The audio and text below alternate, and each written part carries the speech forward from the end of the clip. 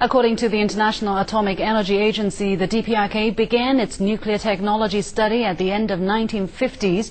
In the early 1990s, the nuclear issue on the Korean Peninsula surfaced. Now let's take a look back at the lead-up to the current standoff.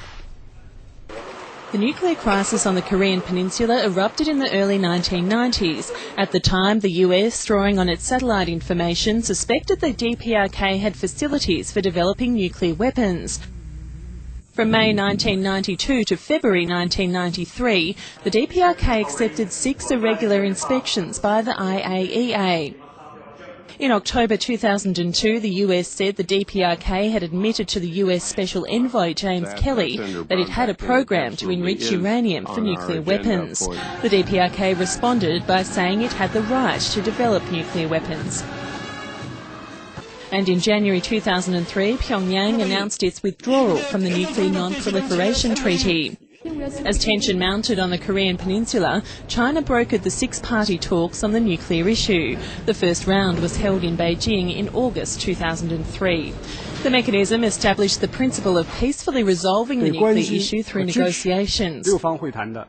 Then in October 2006, the DPRK carried out its first underground nuclear test. The country announced that it would never use nuclear weapons first, but the action drew strong opposition from the international community.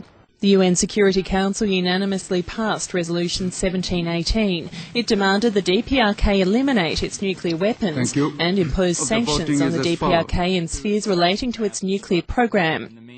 In February 2007, the DPRK was back at the negotiation table. Since then, a number of breakthroughs have been achieved. The IAEA inspectors returned to the country and the DPRK destroyed its cooling tower at Yongbyon. Alarms went off on April 5, 2009. The DPRK carried out a rocket launch. Pyongyang announced it was quitting the 6-party talks and would restart nuclear facilities.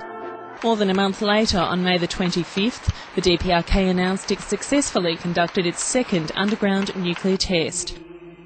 Amy Bainbridge, CCTV.